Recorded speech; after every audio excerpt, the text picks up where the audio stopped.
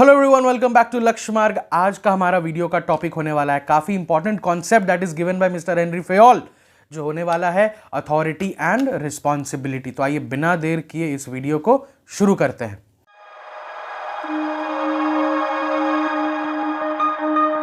सो point number 1, authority. Authority होती क्या है?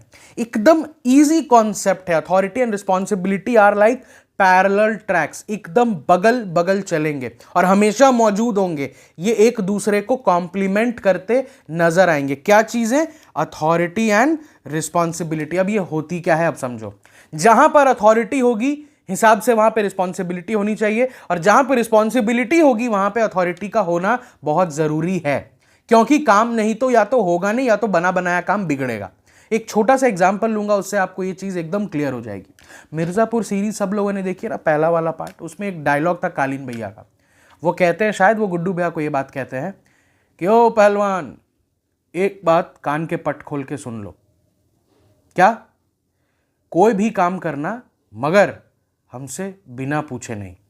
Which means what he was trying to say, ये जो वाद विवाद हुआ बिटवीन कालीन भैया एंड गुड्डू भैया, वो क्या कह रहे थे? कोई भी काम करना मगर हमसे बिना पूछे नहीं।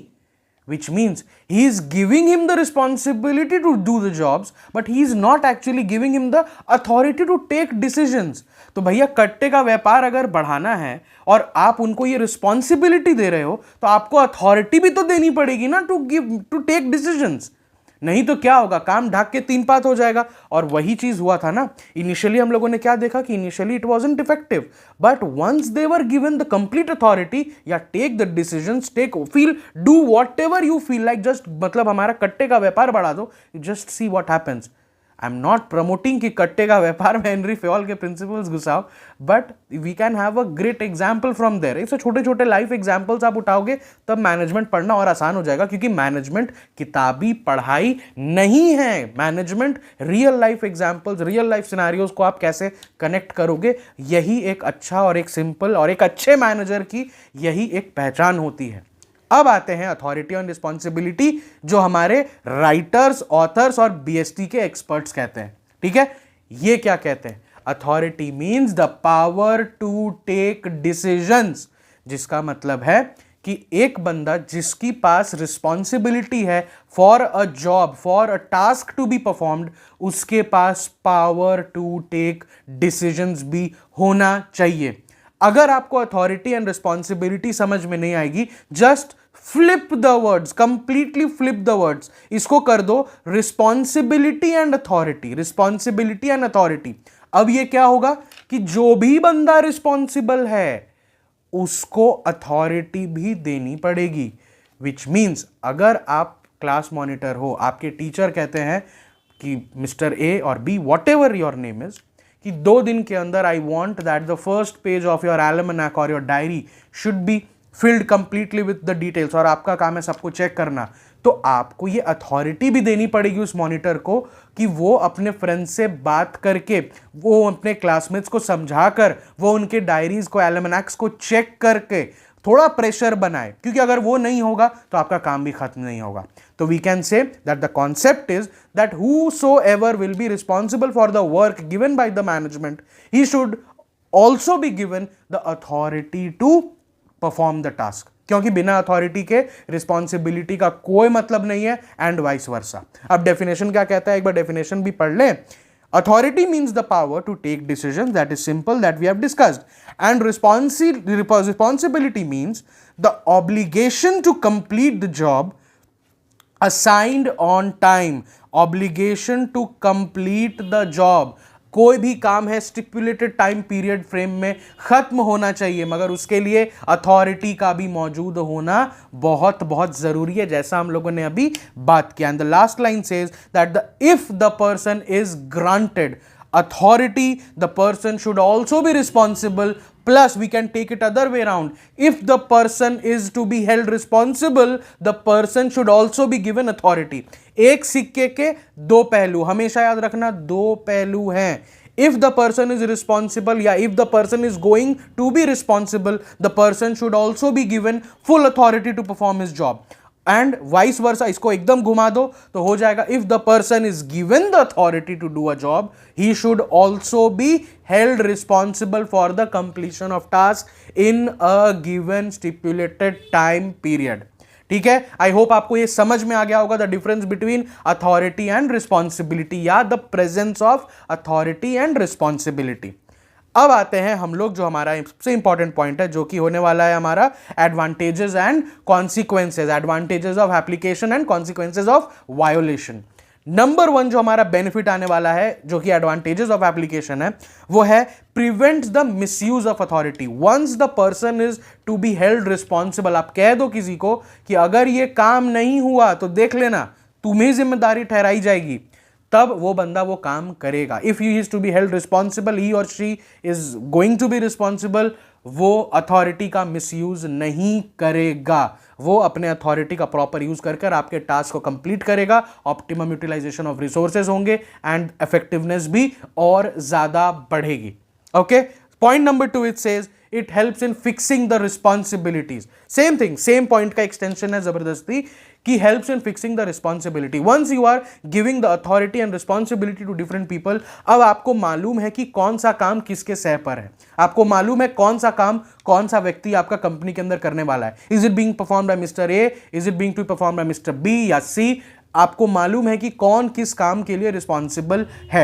अगर इसको डिपार्टमेंट वाइज में ले ले तो प्रोडक्शन का काम किसके सह पर है आपको मालूम है, मार्केटिंग का काम के लिए कौन रिस्पॉन्सिबल है मालूम है, सेल्स का कौन है, एचआर का कौन है, फाइनेंस का कौन है, आपको मालूम है। How it is going to be decided, यही अथॉरिटी एंड रिस्पॉन्सिबिलिटी वाला खेल है। अब आप गौर करोगे कि ये डिवीजन ऑफ वर्क का भी एक एक्सटेंशन है। गौर करो, डिवीजन ऑफ वर्क का भी एक्सटेंशन है। कैसे डिवीजन, मतलब आई am not saying that it is an extension completely, मतलब एक कोई स्पेसिफिक पॉइंट है, मैं आपको समझाने के लिए कह रहा हूं कि डिवीजन ऑफ वर्क के बाद का ही जैसा एक स्टेप जैसा है। कैसे, कोई काम है, देखो एक टोटल वर्क है, टोटल वर्क पे हम लोगों ने लगाया डिवीजन ऑफ वर्क का प्रिंसिपल। अब डिवीजन ऑफ वर्क के तहत एक स्पेशलाइजेशन बन गया कि इतने लोगों को इतना इतना काम बांट दिया गया। अब काम बांट दिया गया, अब उनको बताई जाएगी कि आपकी अथॉरिटी कितनी है और इस काम की अथॉरिटी इतनी है तो आप रिस्पॉन्सिबल भी ठहराए जा सकते हो। ओके, तो आई होप आपको ये वाला जो सेगमेंट है ये समझना होगा, क्योंकि इसको रियल लाइफ में सेट करके रखो तो ज्यादा इजी होगा आपको मैनेजमेंट समझने में। Okay, and the last point that we have in advantages, it says it increases the confidence of employees. ये तो समझने का समझाने का क्या है, it is true when you give the authority to someone, anyone, एक आपका एम्प्लॉय क्या, आप एक नॉर्मल किसी को भी अथॉरिटी देते हो, वो क्लास में भी होता है ना, क्लास में भी किसी बच्चे को कोई काम दिया जाता है तो वो मोर देन हैप्पी हो जाता है, that as if I feel very happy कि मेरे को ये टास्क टीचर ने दिया। अब मैं वो काम नहीं कह रहा कि बाहर से चौक लाने के लिए कहा जाए, वो तो बच्चे खुश होते हैं क्योंकि क्लास के बीच बाहर घूमने का मौका मिलेगा, ठीक है, वो काम नहीं। ऐसे इन जनरल टीचर्स जब कुछ काम असाइन करते हैं तो बच्चे खुश होते हैं because it boosts there confidence, क्योंकि उन्हें भी फील होगा ना, किसी भी इंप्लॉय को फील होता है कि जहां पर सारे लोग बैठे हैं आखिर उन्होंने मुझे क्यों चुना उस काम के लिए। ओके, तो it helps to build the confidence of the employees. अब हम लोग आते हैं इस वीडियो के सबसे एंड टॉपिक पर जो कि है consequences of violation of authority and responsibility. अगर ना होगा तो क्या होगा, ठीक है। If responsibility exceeds the authority, subordinate can not perform his duty. अगर आपने किसी को रिस्पॉन्सिबिलिटी ज़्यादा दे दी है, मतलब उसके कंधे का बोझ ज़्यादा बढ़ा दिया है एंड उसके अकॉर्डिंग अथॉरिटी ही नहीं दी है, काम होगा ही नहीं। आपने अपने सेल्स मैनेजर को कह दिया बेचो, अब वो बेचो खाली कहने से नहीं होता है, आपको अथॉरिटी देनी पड़ेगी that this should be the discount margin. यहां पर आप डिस्काउंट दे सकते हो, यहां पे आप निगोशिएशंस कर सकते हो, हर बार आपको कंपनी में कॉल करने की जरूरत नहीं है, आप अपने दम पर प्रोडक्ट बेचो, अपने हिसाब से काम करो, तब वो काम होगा ना। और वही मिर्जापुर वाला फिर ले लो कि सेम एग्जाम्पल, अगर आपको खाली बिजनेस बढ़ाने के लिए कह दिया जाता और अथॉरिटी नहीं मिलती तो काम तो आप तब भी नहीं कर पा रहे थे, but the day you got authority to take decisions, suddenly you were one of the famous people of the crowd. तो वो कैसे बनेंगे, वो अथॉरिटी देकर बनेंगे। तो जब अथॉरिटी दो तो रिस्पॉन्सिबिलिटी भी पूरी होनी चाहिए, और अगर रिस्पॉन्सिबिलिटी दे रहे हैं, किसी को कंधे का बोझ बढ़ा रहे हैं, तो उनको अथॉरिटी भी देनी पड़ेगी आपको, नहीं तो काम नहीं होगा। दैट्स इट, ठीक है। देन सेकंड पॉइंट पर आते हैं, if responsibility exceeds authority, subordinate में मिसयूज इट। ये भी एक पॉइंट है कि अगर रिस्पॉन्सिबिलिटी कम है, अथॉरिटी ज्यादा दे दी गई है, मतलब कि अगर एक बंदे को जितना पावर मिल गया है उसके अकॉर्डिंग उसका काम उतना है नहीं, उस केस में पावर का मिसयूज होना तय है, अथॉरिटी का मिसयूज होना तय है। तो there should be a balance between authority and responsibility. अब आप गौर करोगे, हम लोग ने अभी तक जितने भी पॉइंट्स पढ़े वहां पर एक बार भी अथॉरिटी अकेला नहीं आया या रिस्पॉन्सिबिलिटी अकेले नहीं आई, दोनों आए, एक साथ आए और दोनों एक दूसरे को कॉम्प्लीमेंट करते हुए नजर आए।